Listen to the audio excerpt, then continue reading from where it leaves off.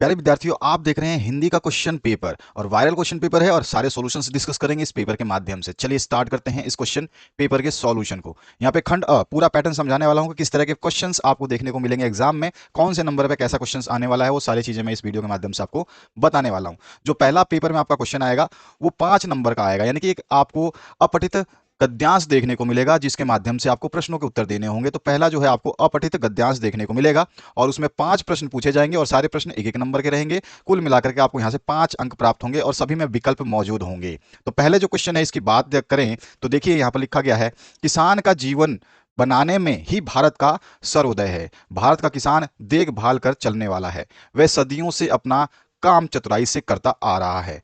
वह परिश्रमी है। खेत में जब उतरता है तो कड़ी धूप में भी सिर पर चादर रखकर वह डटा रहता है।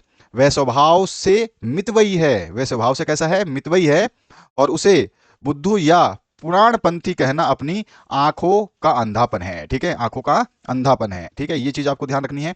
और भारतीय किसान को उसकी भाषा में कोई अच्छी बात बताई जाती है तो वह उसे जो है चाव से सीखता है। ठीक है, और अपनाने की कोशिश करता है। भारतीय किसान शरीर से सुदृढ़ और मन से क्षमाशील है। इसके अलावा इसका दूसरा जो पैराग्राफ है उसमें दिया गया, संतोष और परिश्रम में भारतीय किसान संसार में सबसे ऊपर है। उसके सद्गुण की प्रशंसा करनी चाहिए। फुस के छप्परों के, फुस मतलब आप समझते हैं जो हम घास के छप्पर बनाते हैं उसकी बात कर रहे हैं। फुस के छप्परों के घरों में रहना दोष नहीं है। ठीक है, दोष नहीं है। किसान ने जानबूझकर ऐसे घर चुने हैं। वह अपने घर को बांस और बल्लियों के ठाट से और अपने ही जंगल की घास और अपने ही ताल की मिट्टी से बनाई हुई कच्ची मिट्टी से बनाता है। और इसमें एक बड़ा लाभ यह है कि किसान बाहरी जगत का मुंह नहीं ताकता। वह अपने ही क्षेत्र में स्वावलंबी बन जाता है। आत्मनिर्भरता भारतीय किसान के जीवन की कुंजी है। तो इस तरह से ये पैराग्राफ आपने देखा, भारतीय किसान के ऊपर ये पैराग्राफ है। अब हम इसके प्रश्नों की बात करें तो पहला प्रश्न जो आपसे पूछा गया इस पैराग्राफ के माध्यम से, जो आपने ये पैराग्राफ देखा, स्टार्टिंग हमारी यहां से हुई थी। तो इस पैराग्राफ के माध्यम से हम जो है दिए गए प्रश्नों के सारे उत्तर आप देखने वाले हैं। तो इस पूरा पैराग्राफ को हमने पढ़ लिया और आपने समझ लिया, तो बस आपको वो सिंपली आपको पैराग्राफ समझ लेना है। और यहाँ पहला क्वेश्चन जो पूछा गया इससे रिलेटेड, भारतीय किसान का उल्लेखनीय गुण है, तो कैसा गुण है? 1 नंबर का एक क्वेश्चन है। तो यहाँ पर आप देखोगे तो आपको क्या आंसर मिलेगा कि भारतीय किसान का उल्लेखनीय गुण कौन सा है। चारों ऑप्शन आपने देख लिए। यहाँ पे अभी आपने पैराग्राफ भी पढ़ लिया। जब पैराग्राफ आपने पढ़ लिया तो आपको अच्छी तरह से पता चल जाएगा कि इसका आंसर क्या हो जाएगा। तो आंसर हो जाएगा द ऑप्शन, परिश्रमी है, मितव्ययी है, देखभाल कर चलने वाला है। तो यहाँ पे द ऑप्शन इसका राइट आंसर हो जाएगा। इसके बाद जो नेक्स्ट क्वेश्चन है उसकी बात करते हैं। यहां पूछा गया है दूसरा क्वेश्चन जो है, भारतीय किसान किस बात में संसार में सबसे ऊपर है। तो अभी अभी हमने पढ़ा और आपको एहसास हो चुका होगा कि इसका आंसर हो जाएगा संतोष एवं परिश्रम का जीवन जीने में जो है भारतीय किसान सबसे ऊपर है। तो यहाँ पे 100 ऑप्शन हमारा करेक्ट हो जाएगा। नेक्स्ट जो क्वेश्चन है उसकी बात करते हैं। इसमें पूछा गया है, भारतीय किसान को स्वावलंबी कैसे कहा जा सकता है। तो इसका आंसर क्या हो जाएगा? तो इसका राइट आंसर हम कहेंगे वो जो है स्वावलंबी इसलिए कहा जा सकता है क्योंकि वो अपना मकान स्वयं बनाता है। तो यहां पर जो है आपका आंसर आ जाएगा अपना मकान स्वयं बनाता है। तो ब ऑप्शन जो है ये करेक्ट हो जाएगा इसका। इसके बाद चौथा क्वेश्चन देखिए, मितव्ययी का शाब्दिक अर्थ है। तो मितव्ययी का शाब्दिक अर्थ यानी कि इस शब्द का अर्थ क्या है ये आपको बताना है। तो इसका मितव्ययी का मतलब होता है कम खर्च करने वाला, मितव्ययी कहलाता है। ठीक है, तो यहां पर जो है आपका बी ऑप्शन करेक्ट हो जाएगा। 4 नंबर आपके आ चुके हैं। और पांचवा प्रश्न इसी पैराग्राफ से पूछा गया है, नीचे दिए गए शीर्षकों में से उपयुक्त गद्यांश का उचित शीर्षक क्या होगा। तो आपको पांचवें क्वेश्चन में इसका जो है आपको शीर्षक पूछा गया है और ऑप्शन आपके सामने है। इसमें सबसे बेस्ट ऑप्शन आपको देखने को मिल रहा है भारतीय किसान। तो अ ऑप्शन इसका राइट आंसर हो जाएगा। इसके बाद जो 5 प्रश्न आपके खत्म होंगे तो दूसरा प्रश्न जो शुरू होगा आपके पेपर में उसमें आपको दिया जाएगा एक काव्यांश, और काव्यांश को पढ़ करके आपको 6 से लेकर के 10 तक के प्रश्नों के उत्तर देने होंगे। और ये सभी प्रश्न भी बहुविकल्पी रहेंगे और साथ ही साथ एक एक अंक के भी रहेंगे। तो इस तरह का आप देख रहे हैं, आओ मिले सब देश बांधो हार बनकर देश के। ठीक है, तो यहां पर जो है आप देख सकते हो ये वाला कविता टाइप में एक पैराग्राफ है, आप देख रहे हैं यहां से स्टार्ट है और ये यहां पर जो है खत्म हो जाती है। तो यहां से लेकर के यहां तक ये कविता दी गई है और ये अपठित है, यानी कि आपके बुक से नहीं है। तो आपको इस तरह से 2 पैसेज मिलेंगे, 1 से 5 तक प्रश्न जो है अपठित गद्यांश मिलेगा और 6 से लेकर 10 तक के जो प्रश्न होंगे उसमें आपको अपठित काव्यांश मिलेगा, यानी कविता मिलेगी।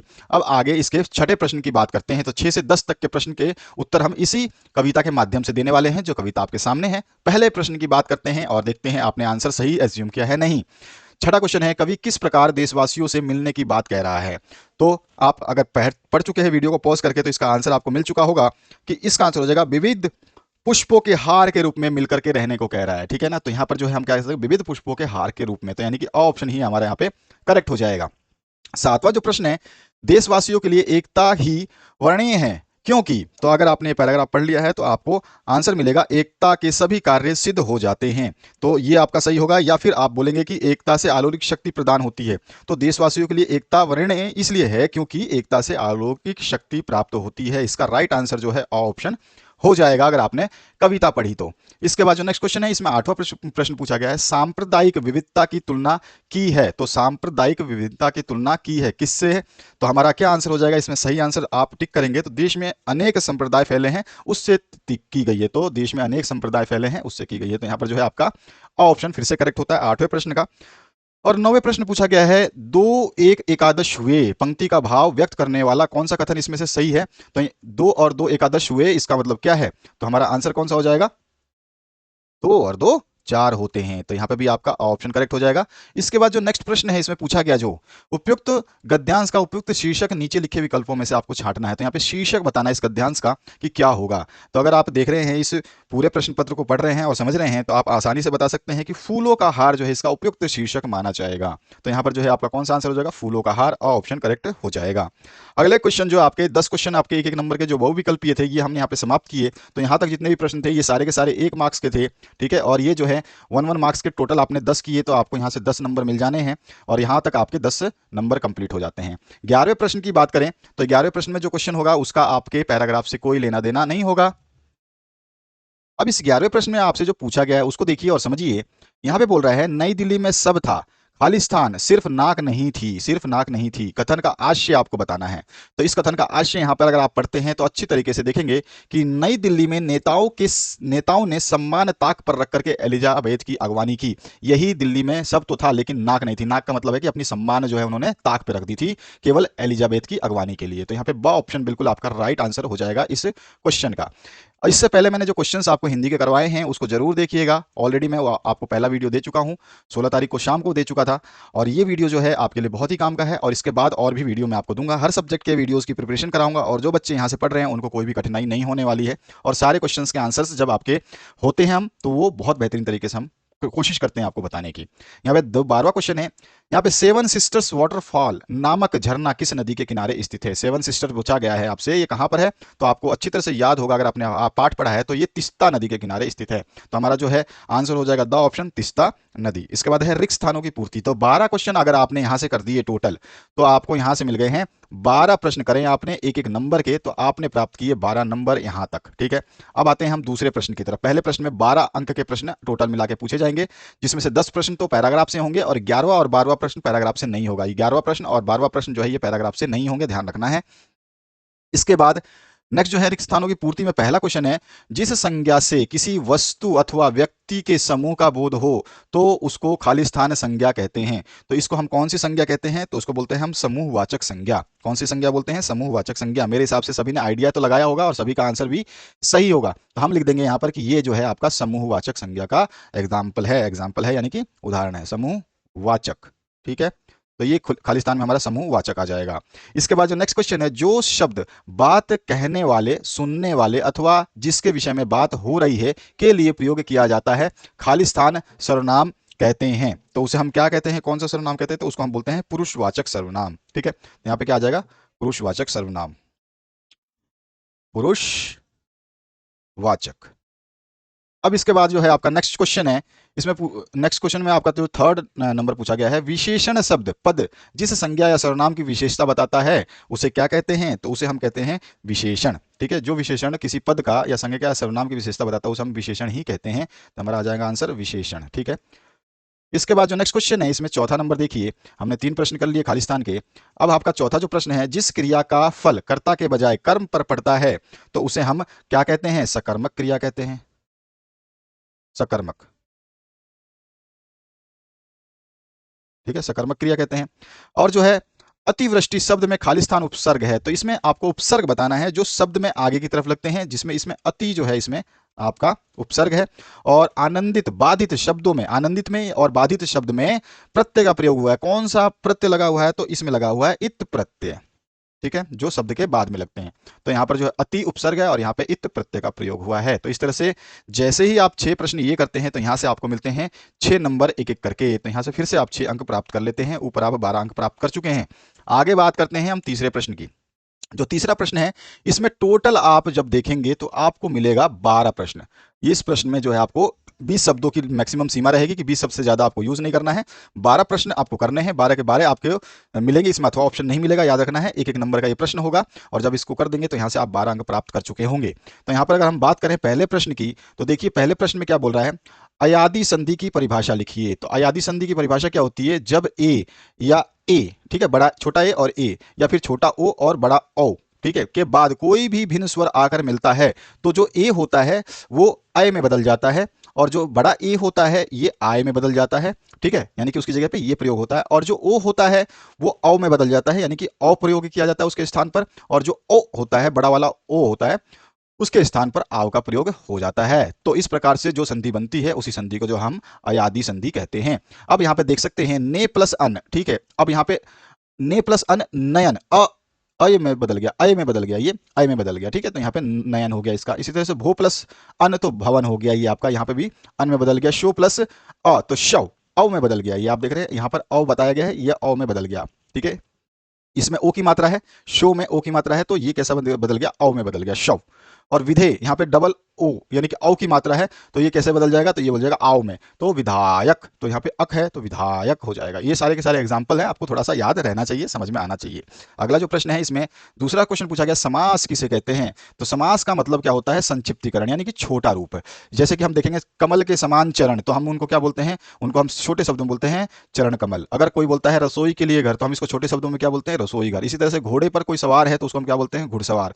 और इसी तरह से देश का कोई भक्त है तो उसको हम बोलते हैं छोटे शब्दों में देशभक्त। तो इसी तरह से छोटे शब्दों में कोई चीज व्यक्त की जाती है तो उसे ही हम जो है समास कहते हैं। तो देखिए दो या दो से अधिक शब्दों मिल करके एक नया एवं सार्थक शब्द की रचना करते हैं, ये नया शब्द ही समास कहलाता है। और इसके उदाहरण हमने पहले ही देख लिए, तो ये आपको ध्यान रखना है। अगला जो क्वेश्चन है उसकी बात करते हैं। हाथ पसारना, मुहावरे का अर्थ क्या है, तो हाथ पसारने का मतलब भीख मांगना नहीं होता है, सहायता के लिए प्रार्थना करना, ठीक है, मदद के लिए गुहार लगाना। इसके बाद जो है आपका दूध का दूध पानी का पानी, लोकोक्ति का क्या अर्थ होता है, तो दूध का दूध पानी का मतलब होता है सही निर्णय किया जाना, ठीक है, हर चीज बिल्कुल साफ साफ दिखाई देना। इसके बाद जो है आपका मूर्ति की बनावट में खटकने वाली क्या बात थी, ये क्वेश्चन अब आपका आता है, मूर्ति की बनावट में खटकने वाली क्या बात थी। तो एक कमी जो खटकती थी, उस मूर्ति में जो चश्मा था वो पत्थर का नहीं था, ठीक है, शायद मूर्ति बनाने वाला जो है पत्थर का चश्मा बनाना भूल गया होगा और उसके सरकंडे के चश्मा देख करके जो है वो बात खटकती थी, ये आप सिंपली बोल सकते हैं। इसके बाद जो है अपने ही लोगों द्वारा विश्वासघात किए जाने से लेखिका के पिता के स्वभाव में क्या परिवर्तन आया या आ गया। तो पहले जो है वो आंख मूंद करके जो है लोगों पर विश्वास करने लगे थे, पर जब ये जो है अपने लोगों ने विश्वासघात किया तो अब वो जो है वो शक्की और अविश्वासग्रस्त हो गए थे, वो अपने बच्चों पर भी वो शक करने लगे थे, है ना। इसके बाद काशी को संस्कृति की पाठशाला क्यों कहा गया है, तो आंसर हो जाएगा काशी भारतीय संस्कृति की संगम स्थली है, यहाँ रहकर संस्कृति के इतिहास और विकास का अध्ययन किया जा सकता है, इसीलिए काशी को जो है संस्कृति की पाठशाला कहा गया है। नेक्स्ट जो पार्ट है उसकी बात करें तो यहाँ पे पूछा गया है गोपियों के मन की बात मन में रह गई, क्यों रह गई, तो आंसर हो जाएगा गोपियों के मन में था कि श्री कृष्ण उनकी आंखों के सामने रहें, लेकिन श्री कृष्ण मथुरा चले जाने और लौट ना आने से गोपियों की मन की बात जो है वो मन में ही रह गई। परशुराम द्वारा बार बार फरसा दिखाए जाने पर लक्ष्मण ने क्या कहा, एक एक अंक के प्रश्न है, ध्यान रखना है आपको। तो लक्ष्मण ने कहा कि उन्हें बार बार फरसे का डर दिखा करके परशुराम फूंक से पहाड़ उड़ाने की चेष्टा कर रहे हैं, यानी कि परशुराम जो है लक्ष्मण को ऐसा दिखा रहे थे कि उनसे श्रेष्ठ कोई है नहीं।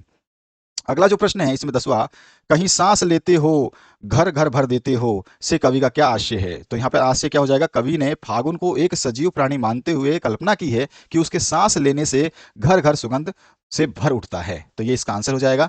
नेक्स्ट जो क्वेश्चन है इसमें पूछा गया मसून तिवारी को चिढ़ाने का भोलानाथ को क्या परिणाम भोगना पड़ा। तो यहाँ पर जो है पाठशाला से 4 लड़के बेजू और भोलेनाथ को जो है पकड़ने के लिए भेजे गए, और बेजू तो भाग गया लेकिन भोलानाथ जो है पकड़ा गया, और मास्टर जी ने भोलानाथ को खूब जो है उसकी खबर ले ली, खूब खिंचाई की।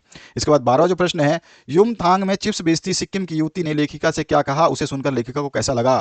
तो युमथांग में चिप्स बेचती सिक्किम की युवती ने लेखिका से कहा मैं इंडियन हूं, यह सुनकर लेखिका को बहुत अच्छा लगा, ठीक है। तो एक एक अंक के प्रश्न हमने कर लिया। अब खंड ब शुरू होता है आपका, तो यहां तक आपको याद रखना है कि खंड में आपके टोटल कितने प्रश्न बन रहे हैं? बहुत सारे बन रहे हैं आपके। 12 तो यहाँ पे बन गए, 12 ये आपने कर लिए, ठीक है, 12 तो ये किए एक एक नंबर के, तो यहाँ से 12 अंक मिल गए। खाली स्थान आपने ऊपर किए थे 6, ठीक है, तो खाली स्थान आपने किए तो 12 और 6 आपके 20 हो गए, 18 हो गए सॉरी। और जो है आपने ऊपर 12 अंक कर लिए, तो 18 और 12 30 अंक जो है आप यहां तक हासिल कर देंगे जैसे ही आप एक अंक के उत्तर खत्म करेंगे। खंड अ जैसे ही खत्म होगा आपके 30 अंक जुड़ चुके होंगे अगर आपने सब कुछ सही किया होगा तो।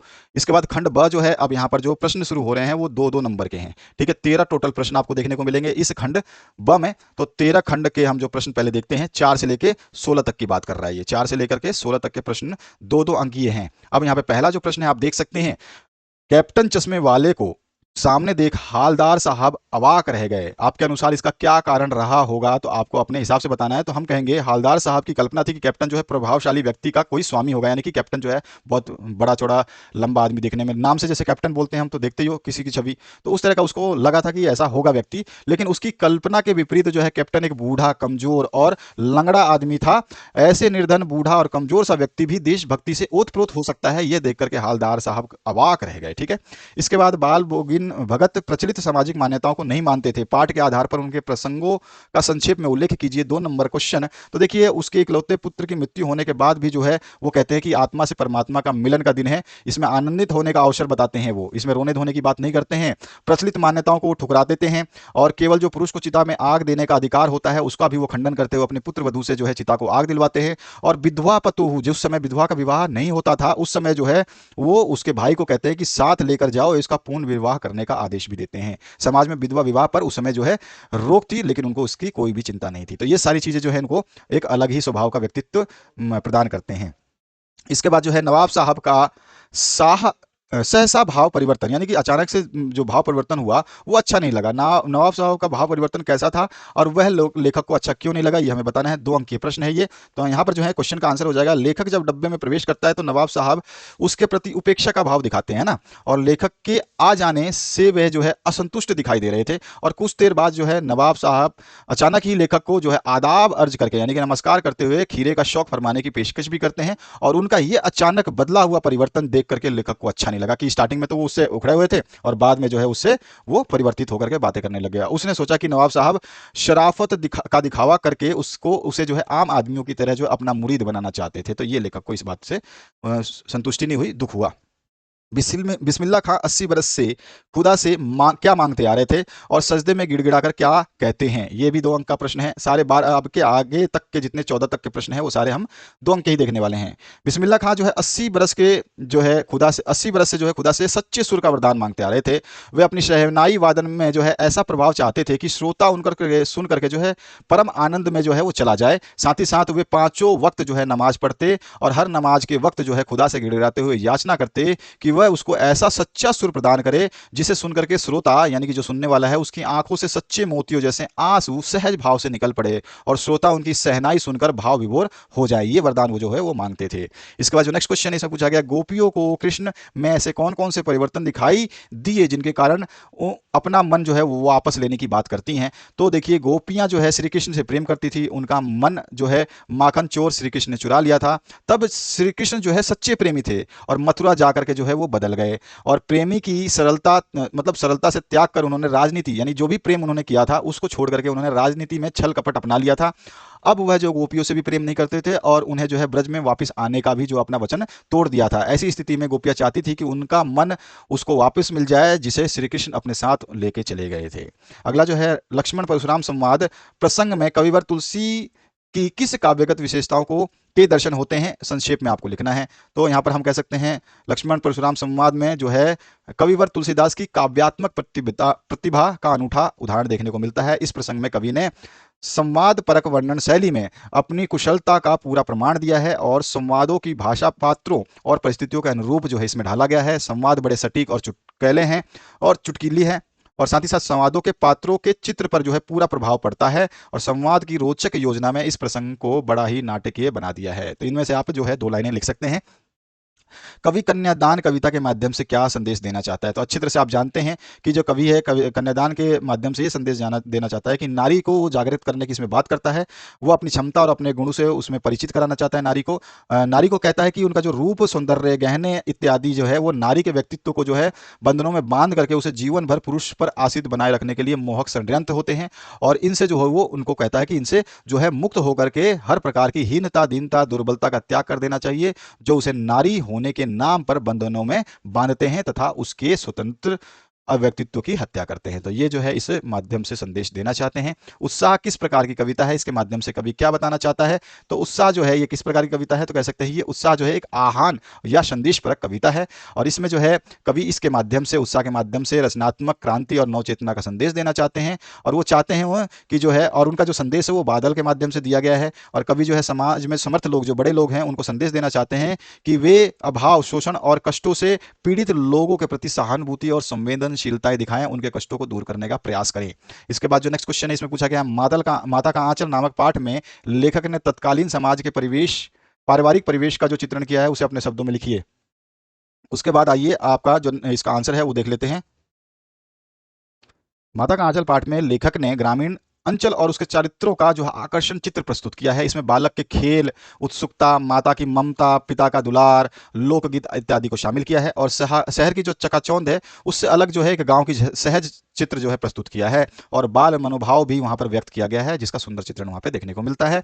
यह छोटा सा भाषण फौरन अखबारों में छप गया। लेखक का यह कथन सरकारी तंत्र और अखबारों के बीच किस तालमेल पर व्यंग करता है, ये आपको बताना है। तो इसका आंसर हो जाएगा, आज अखबार और जो सरकार है ये दोनों एक दूसरे की जरूरत पड़ती, इनको दोनों को एक दूसरे की जरूरत पड़ती है। अखबार को सरकारी विज्ञापन तथा अन्य सुविधाएं चाहिए और सरकार को भी अखबारों में अपनी नीतियों और कार्यों की प्रशंसा चाहिए।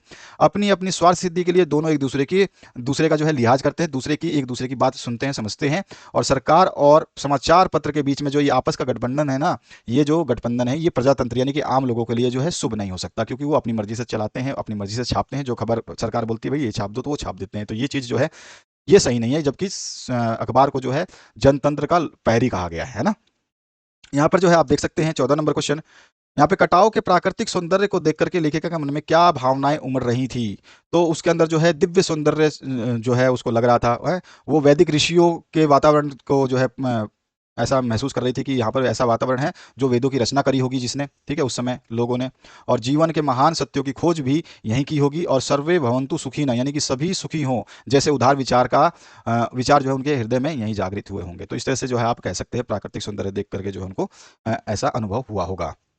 अब इसमें जो अगला प्रश्न पूछा गया है, राम वृक्ष बेनपुरी का जीवन और कृतित्व परिचय में संक्षेप में लिखिए। देखिए आपको जीवनी बतानी है और साथ साथ उनकी क्या क्या कृतियां हैं। जैसे कृतियां मैंने बताई, रचनाएं और निबंध संग्रह जो है उनके किस तरह से है। गेहूं और गुलाब आपको याद रखना है, 2-3 कम से कम बताना ही बताना है। और जिसमें आपका बता सकते हो बाल गोविंद भगत जो आपने पढ़ रखा है, ठीक है। उसके अलावा जंजीरें और दीवारें भी हैं, ठीक है। मील के पत्थर भी है, माटी की मूर्तें हैं। तो ये सारे, आप जरूरी नहीं है कि आप लिखो कि ये रेखा चित्र कौन सा है, संस्मरण कौन सा है। अगर आप लिख दोगे तो बहुत बेस्ट है, लेकिन आपको ये 3-4 रचनाएं तो लिखनी है। और उनका जन्म के बारे में जो है, कब हुआ था, उनका जन्म कहाँ हुआ था। और बेनीपुरी नामक ग्राम था, उन्हीं का जो सरनेम जो है बेनपुरी, वो बेनीपुरी गांव से ही पड़ा था। और जो है नियमित शिक्षा नहीं हुई थी उनकी। और जो है वो स्वसाध्य यानी कि खुद की पढ़ाई पर जो है उन्होंने बल लगाया, जोर दिया। और साहित्य सम्मेलन, विशारद परीक्षा उन्होंने उत्तीर्ण कर ली, ठीक है। और उनकी प्रतिभा का प्रयोग जो है बेनपुरी जी ने जो है स्वतंत्रता की आराधना में भी किया था। और सन 1968 में जो है इस साधक ने अपनी सशक्त लेखनी माँ शारदा के चरणों में समर्पित कर दिया और संसार से अलविदा ले लिया। तो इस तरह से छोटे शब्दों में आप लिख सकते हो। इसके अलावा जो है आप फिर से अगर हम बात कहें तो यहाँ पे नेक्स्ट जो क्वेश्चन है इसमें आपको सूर्यकांत त्रिपाठी निराला की बात कर रहे हैं। इसका जीवन परिचय और उनकी कृतियां जो है उनको संक्षेप में लिखना है। तो सूर्यकांत त्रिपाठी निराला का जो जन्म हुआ था वो बता देना है, किस और कहाँ पे उनकी पढ़ाई हुई थी। बाल्यावस्था में जो है उनके माता पिता जो नहीं रहे थे, उन्होंने छोड़ दिया था।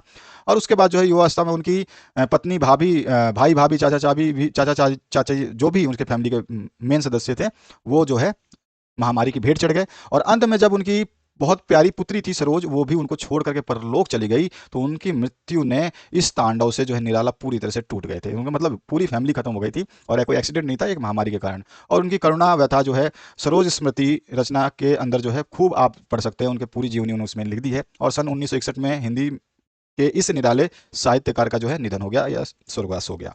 अब जो है रचनाएं की बात करें तो यहाँ पे जो है रचनाएं इनकी आप बहुत सारी लिख सकते हैं। इसमें देखिए तुलसीदास है, कुकुरमुत्ता है, नए पत्ते हैं, राम की शक्ति पूजा है, सरोज स्मृति जो है इनकी जीवनी है, खुद अपनी जीवन जिंदगी के बारे में लिखा है। बहुत सारी इनकी जो है रचनाएं हैं, इनमें से आप लिख सकते हैं।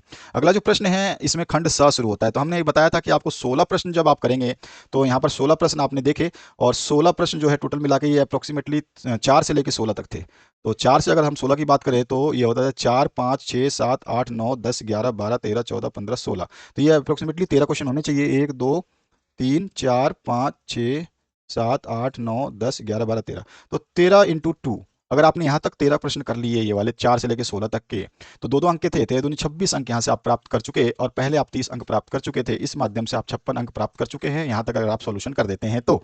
आते हैं आपके सखंड में, जिसमें निम्नलिखित पठित, अब आपके बुक से जो क्वेश्चन पूछे जाते हैं वो पूछा गया है कि बुक से जो आपका इसकी सप्रसंग व्याख्या कर देनी है। शब्द सीमा 60 शब्द दी गई है, और ये 3 अंक का रहेगा आपका एक जब आप करोगे। तो इसमें आपको अथवा भी मिलेगा, यहाँ पर आपको प्रश्न में अथवा देखने को मिलने वाला है। तो यहाँ पर जो अथवा पाठ है, या तो आप ये करिए, वैदिक इतिहास में शहनाई का उल्लेख नहीं मिलता, ये शहनाई वाले से चैप्टर से है, और जन्मी तो मध्य प्रदेश, ये आपका सिंपल सिंपल सा देख रहा है मन्नू भंडारी के चैप्टर से है। तो दोनों में से किसी एक का ही आपको, जब अथवा लिखा आएगा तो किसी एक का ही करना है, आपको अच्छी तरह से पता है। तो पठित पद्यांश है, आपका किताब में से कोई छोटा सा पैसेज लिया गया। अब इसकी जो आप व्याख्या लिखते हैं तो व्याख्या में क्या करना पड़ता है, पहले उत्तर की बात करें तो पहला जो है प्रस्तुत गद्यांश जो है आपका, गद जो लिया गया, ये गद है, कविता तो है नहीं, गद है यानी कहानी है। तो जो गद्यांश है ये क्षितिज भाग 2 में संकलित पाठ नौबत खाने की इबादत से लिया गया है, और इसके लेखक का नाम जरूर लिखना है, यतीन्द्र मिश्र। याद रखना, एमसीक्यू भी बनता है कि नौबत खाने में इबादत के लेखक हैं, एमसीक्यू बन जाएगा, ध्यान रखना। तो यहाँ पे जितने भी प्रश्न के एक एक चीज को समझ लेना, अच्छे तरीके से तैयार करना, अन्यथा क्या होगा कि आप तो बस केवल रट के जाओगे और हो जाएगी दिक्कत। और लेखक जो है शहनाई वाद्य यंत्र के जो इतिहास है उसके ऊपर प्रकाश डालता है इस पूरे नौबत खाने में इबादत के चैप्टर के माध्यम से। और फिर व्याख्या जो है उसमें हम बता देंगे इन लाइनों के माध्यम से, जो सारी लाइनें आपने देखी, ये जो लाइनें दी गई हैं यहाँ पर, तो इस पूरी लाइनों का मतलब क्या है, तो यहाँ पर जो हम उसकी व्याख्या कर देंगे। शहनाई जो भारतीय वाद्य यंत्र प्रतीत नहीं होता है, क्योंकि वैदिक इतिहास में इसका कोई उल्लेख नहीं मिलता है। ऐसा प्रतीत होता है कि इसका जो है भारत में आगमन अरब देशों से हुआ था। ठीक है, संगीत शास्त्र में इसे सुशीर वाद्य यंत्रों में रखा गया है, क्योंकि सुशीर वाद्य यंत्र वो होते हैं जिनको फूक करके बजाया जाता है। अरब देशों में जिन वाद्य यंत्रों को फूक करके बजाया जाता है उनमें नाड़ी यानी करकट का रीढ़ होता है, और उसको नय कहा जाता है। ठीक है ना, तो ये सारी चीजें इसमें लिखी गई हैं, और इसी को हमें जो है बोला गया है। देखो नय लिखा हुआ है इसमें, सब कुछ जो चीज बोला गया ना उसी को हमें यहाँ पर देना है। तो मैंने सारा कर दिया है। आप जो है ऐसे बाजों में श्रेष्ठ होने के कारण जो है शहनाई को शहने भी कहते हैं। तो ध्यान रखना है कि कभी कभी पूछ लेगा शहनाई का दूसरा नाम क्या है, तो शाने भी है, ये ध्यान रखना। 16वीं सदी के अंतिम भाग में प्रसिद्ध गायक तानसेन द्वारा रची गई बंदिशे संगीत के ग्रंथ राग कल्पद्रुम में संग्रहित है। ये चीजें बताई गई हैं कि भाई ऐसा ऐसा है, ये सारी लाइनें लिखी गई हैं। इसी ग्रंथ में शहनाई, मुरली, वंशी, श्रृंगी और मुरचंगा आदि वाद्य यंत्रों का उल्लेख मिलता है। अवधी भाषा के लोकगीतों और चैती में शहनाई का नाम बार बार आया हुआ है। तो ये सारा का सारा आपका सोल्यूशन हुआ, इस का पैराग्राफ का जो है संदर्भ सहित व्याख्या करी हमने। अब जो है इसी के अथवा पाठ जो है, आप चाहें तो जन्मी तो मध्य प्रदेश में, ये जो है आपका मन्नू भंडारी का है। ठीक है ना, तो वो यहाँ से भी आप मन्नू भंडारी वाले चैप्टर के नाम लिख करके इसकी सप्रसंग व्याख्या कर सकते हैं। इसके बाद जो 18वां प्रश्न होगा, ध्यान रखिएगा 3-3 अंकों का प्रश्न है, इसमें भी आपको सप्रसंग व्याख्या करनी है। अब यहाँ पर जो है आपको कहानी दी गई थी तो उसकी सप्रसंग व्याख्या करनी है, और यहाँ पर जो आपका 18वां प्रश्न आएगा आपको जो एग्जाम में देखने को मिलेगा तो 3 अंक का मिलेगा, और इसमें जो है कविता आएगी देखने को, और इसकी कविता की आपको सप्रसंग व्याख्या करनी है। अथवा ऑप्शन यहाँ पे भी देखने को मिलेगा। तो इस अथवा ऑप्शन को जो है आप दोनों में से कोई सा जो आपको समझ में आता है कि आपको ये याद है तो ये कर दीजिए, नीचे वाला याद हो तो नीचे वाला कर दीजिए। तो यहाँ पे देखिए हमने दोनों को ही कर दिया है। यहाँ पे सबसे पहले संदर्भ और प्रसंग लिख देंगे कि हमारी जो ये संदर्भ और प्रसंग में होता क्या है कि कौन सी किताब से ली गई है। ठीक है, और उस किताब का जो है मतलब उस पाठ के लेखक कौन है। ठीक है, और जो है साथ ही साथ हम बता देंगे कि रचना कौन सी है, किस रचना से ली गई है, उत्साह अट नहीं रही से लिया गया है इसे। और जो है उसके अलावा जो है इसकी व्याख्या कर देंगे। तो व्याख्या में यानी कि इन लाइनों के माध्यम से कवि क्या संदेश देता है, क्या कहना चाहता है, इन सभी लाइनों के माध्यम से क्या कहना चाहता है, वो चीज़ हमें बतानी होती है व्याख्या में। तो व्याख्या में हम बता देंगे कि कवि जो है ये सारी चीज़ें बताना चाहता है। ठीक है, इसी तरह से इसका अथवा पाठ भी हमने कर दिया है। जिन बच्चों को अथवा करना हो तो अथवा वाला नीचे वाली जो ये है सारी लाइन कर सकते हैं, और इन सारी लाइनों की हमें सप्रसंग व्याख्या करनी है। तो हमें देखना है कि ये कौन से चैप्टर से आया हुआ। छाया मत छूना दिख गया हमको कि छाया मत छूना चैप्टर से तो आ ही रहा है। तो यहाँ पर हम कह देंगे कि भाई हमारे काव्यांश जो है कहाँ से ली गई है, क्षितिज से ली गई है। किसने लिखा है इस काव्यांश को, गिरजा कुमार माथुर की रचना है ये। और क्वेश्चन बन सकता है छाया मत छूना के रचनाकार कौन है, तो गिरजा कुमार माथुर। ध्यान रखना, छाया मत छूना, ठीक है, पाठ से लिया गया है। और जो है ये आपने सप्रसंग बताया है, और साथ ही साथ जब व्याख्या करेंगे तो इसमें जो लाइनों में बताया गया उन लाइनों को प्रस्तुत पंक्तियों के माध्यम से क्या कहना चाहता है कभी, वो सारी चीजें जो है इसमें बताई गई है। तो ये आपको आंसर लिख देना है। अगला जो प्रश्न है इसमें है गंगा स्नान के लिए जाते हुए उनकी दिनचर्या क्या रही होगी। बाल गोविंद भगत, आप आसानी से समझ सकते हैं कि ये चैप्टर किससे लिया गया है और कितने दिनों में वो वापस लौटते थे ये बताना है। 60 शब्दों की सीमा है इसमें। इसमें अथवा पाठ भी आपको देखने को मिलेगा। फिर से ध्यान रखिएगा 3 अंक का प्रश्न रहेगा, ठीक है। 19वां प्रश्न जो है वो आपको इस तरह से देखने को मिलेगा, इसमें अथवा पाठ भी मिलेगा। और दूसरा जो है क्वेश्चन इसमें लखनवी अंदाज कहानी से लेखक क्या संदेश देना चाहता है ये आपको बताना है। तो यहाँ पे जो है भगत हर साल जो है गंगा स्नान करने जाते थे। उनका ध्येय जो है गंगा में स्नान करके पापों से मुक्ति पाना तथा पुण्य कमाना नहीं था। वो केवल क्या करने जाते थे वहां पे संतों से मिलने के लिए, वो संतों से मिलने जुलने जाते थे, ठीक है। और जो है वो अपने साथ में जो है उनका जो मेन यात्रा का ध्येय जो है वो ये नहीं होता कि उसको गंगा स्नान करना है, ठीक है। और गंगा स्नान की यात्रा के में ना उनको 4 से 5 दिन का समय लगता था, जो क्वेश्चन में पूछा गया है। और जो है वो किसी का सहारा नहीं लेते थे और ना ही वो जो है उस समय अपने साथ में खाना वाना लेके जाते थे, जरूरत होती थी तो पानी पीते थे। ये सारी चीजें जो है इसमें बताई गई हैं, आप देख सकते हैं।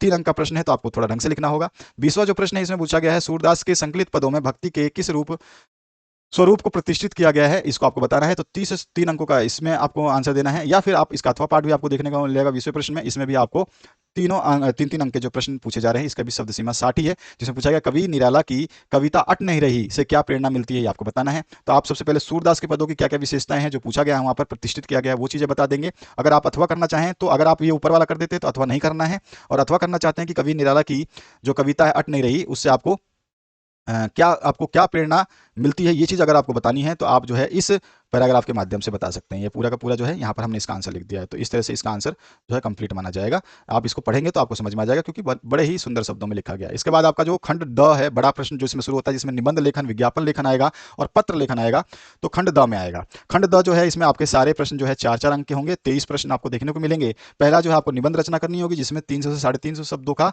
निबंध लिखना होगा। एक निबंध जो है आपका भारतीय नारी का समाज में निर्माण में भूमिका क्या क्या हो सकती है, और इसके लिए कुछ पॉइंट भी दिए हैं। तो इन पॉइंटों को आपको जरूर लिखना है कि भाई भारतीय संस्कृति में नारी का स्थान कैसा है, नारी का महत्व कैसा है, और नारी की भूमिका कैसी है, और नारी का जो है आदर्श रूप कैसा है, फिर उसके बाद में उपसंहार क्या है, ठीक है। तो इस तरह से आप लिखोगे तब जाके आपको पूरे नंबर मिलेंगे। 4 अंकों के लिए थोड़ी मेहनत करनी पड़ेगी। और आप वो नहीं करना चाहते तो ये भी कर सकते हैं। शिक्षा में खेलकूद का क्या महत्व है, खेलकूद का महत्व बताना है। स्वास्थ्य और खेल को जो है आपको एक साथ लिखना है। शिक्षा और खेलकूद को मिलाकर के लिखना है, और खेलकूद के अन्य लाभ क्या हो सकते हैं, फिर उपसंहार। अगर आप फिर भी ये नहीं करना चाहते हैं तो मेरे प्रिय कवि के ऊपर लिख सकते हैं। मेरे प्रिय कवि कौन से हैं, जैसे सूरदास, तुलसीदास, किसी के ऊपर लिख सकते हैं। हरिवंश राय बच्चन, निराला के ऊपर लिख सकते हैं। कवि का क्या परिचय है, प्रिय लगने का क्या कारण है, और उपसंहार आपको दे देना है। तो इस तरह से जो है ये आपका इसको भी लिख सकते हैं। किसी एक को ही लिखना है, इसमें से आपको 4 मिलेंगे। और समाचार पत्र का महत्व जो है आप बता सकते हैं, उसका महत्व क्या है, साथ ही साथ वर्तमान में जो आज के समय में उसका स्वरूप कैसा है, समाचार पत्रों का दायित्व क्या होता है, किस लिए समाचार पत्र होते हैं, उनकी रिस्पॉन्सिबिलिटी क्या होती है, ये बताना है। और फिर उपसंहार लिख करके इसको खत्म कर देंगे। जैसे कि मैंने एक स वाला पार्ट जो है किया हुआ है कवि, मेरे प्रिय कवि के ऊपर, तो जो है आप इस तरह से कर सकते हैं। अगर आप चाहें तो मेरे प्रिय कवि कौन है, ठीक है, और कवि का जो है परिचय क्या होगा ये बता देना है। उसके अलावा जो जो उसमें पूछा गया वही चीज हम लिख रहे हैं, और प्रिय लगने का क्या कारण पूछा गया है वो भी हम बता देंगे। उपसंहार लेते हुए उसको खत्म कर देंगे। इसी तरह से 22वां जो प्रश्न है इसमें आपको पूछा गया कि किसी प्रतिष्ठित दैनिक समाचार के संपादक यानी समाचार पत्र के संपादक को जो है पत्र लिख करके चुनाव के दिनों में कार्यकर्ता जो होते हैं वो घरों पर, विद्यालयों पर और मार्ग के किसी रास्ते पर जो है वो चित्र जो है बेतहासा पोस्टर लगाते हैं, और इससे जो है लोगों को होने वाली असुविधाओं की ओर ध्यान आकर्षित करते हुए आपको बताना है। और इसका अथवा अगर आप ऊपर वाला नहीं करना चाहते तो अथवा में भी आपको एक ऑप्शन मिलेगा, क्योंकि 21 से लेकर के आपको 23 तक के सभी प्रश्नों में ऑप्शंस मिलने वाले हैं। तो आपने विद्यालय के वृक्षारोपण समारोह में आयोजन कराया, जो आपका वृक्षारोपण हुआ है, तो इसमें सक्रिय भागीदार रहे आप। तो इस समारोह का अनुभव बताने के लिए जो है आपको अपने छोटे भाई को पत्र लिखना है। तो यानी कि ये पर्सनल लेटर हो गया। ऊपर वाला ऑफिशियल लेटर है, नीचे वाला पर्सनल लेटर है।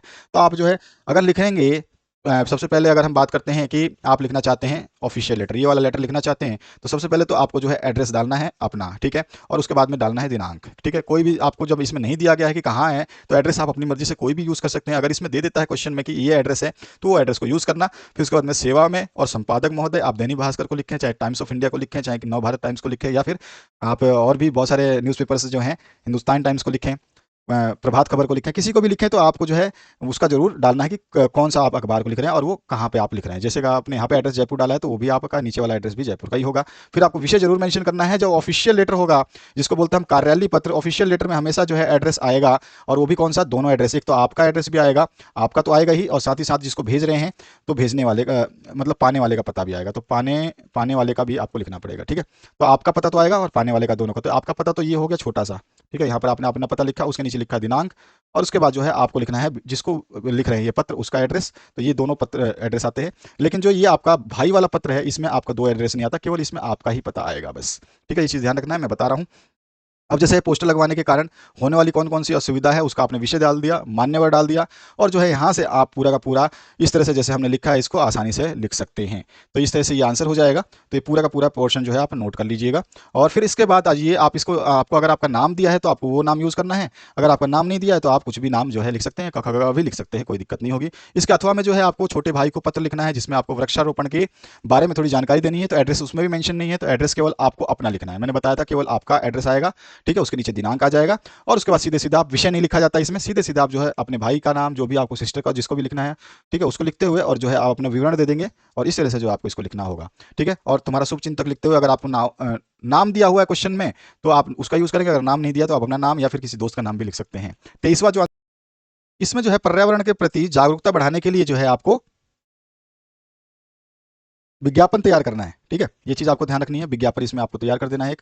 और इसी में अथवा पार्ट है, अगर आप ऊपर वाला नहीं करना चाहते तो नीचे वाला भी आपको विज्ञापन का ही ऑप्शन मिलने वाला है। तो इसमें जो है वार्षिक महोत्सव के अवसर पर विद्यार्थियों द्वारा हस्तकला की वस्तु की प्रदर्शनी के लिए विज्ञापन आपको तैयार करना है, ठीक है। दोनों की शब्द सीमा सेम ही रहती है, और सारे अंक जो यहाँ पे आप 21 से लेकर के 23 तक के जितने प्रश्न कर रहे हैं, 21, 22, 23, ठीक है, ये सारे के सारे प्रश्न जो है ये कितने हो रहे हैं, 22, 23 और 4 अंक के हैं, ठीक है। तो 3 अंक, तीनों प्रश्न करोगे तो आपको यहाँ से मिल जाएंगे आपको 4 तिहाई 12 12 अंक यहाँ से आप हासिल कर लेंगे। अब देखिए, सबसे पहले अगर मैं बात करूं तो यहाँ पर बोला गया है पर्यावरण जागरूकता के लिए पोस्टर तैयार करना है, तो इस तरह से आप पोस्टर जो है तैयार कर सकते हैं। हमने लिख दिया है, आप देख रहे हैं, पेड़ बना देंगे, पक्षी उक्षी बनाना चाहें तो बना सकते हैं, या आदमी बच्चे यहाँ पे बना करके आप बता सकते हैं, छोटे छोटे पौधे लगा सकते हैं जिसको सैंपल्स बोल जाता है। और उसके बाद जो है आप विद्यालय वार्षिकोत्सव में विद्यार्थियों द्वारा निर्मित कुछ हस्तकला की वस्तु की प्रदर्शनी करनी है, उसके लिए विज्ञापन आपको बनाना है, तो इस तरह से बना सकते हैं, हस्तकला प्रदर्शनी, और फिर दिनांक लिख देंगे, और यहाँ पे स्थान लिख देंगे कि कौन सा विद्यालय जो आपको दिया गया है, ठीक है, और समय का समय जरूर मेंशन करेंगे कब से कब तक ये प्रदर्शनी है। और यहाँ पर जो है कुछ डायग्राम बना देंगे जो प्रदर्शनी में आप दिखाना चाहते हैं, तो उसके बारे में यहाँ पे थोड़ा सा रचनात्मक क्रिया करेंगे ताकि आपके 4 नंबर पूरे दे दे। जैसे इसमें दिए बनाए गए हैं, मटके बनाए गए हैं, और यहाँ पे फोटो फ्रेम वगैरह है, और यहाँ पर जो है एक गुलदस्ता बनाया गया है, और फिर यहाँ पर थोड़ा सा जानकारी को लिख देंगे, विभिन्न प्रकार के सजावटी व उपयोगी हस्त निर्मित वस्तुएं जैसे खिलौने, फूलदान, मिट्टी के दिए, मिट्टी के घड़े, अनेक रंगों में फूल, फोटो फ्रेम, पेंटिंग व अन्य सजावटी सामान उपलब्ध हैं। तो इस तरह से जो है आप ये मेंशन करेंगे एक डब्बे के अंदर, ठीक है, इस तरह से डब्बे के अंदर लिख देंगे इसको। आप जो है यहाँ पर डिफरेंट टाइप्स ऑफ कलर का यूज कर सकते हैं, अगर आप स्केच पेन ले जाते हैं तो स्केच पेन भी यूज कर सकते हैं। मैं कहूँगा कि आप ब्लू ब्लैक पेन जो है उसका यूज करें, बेहतरीन रहेगा।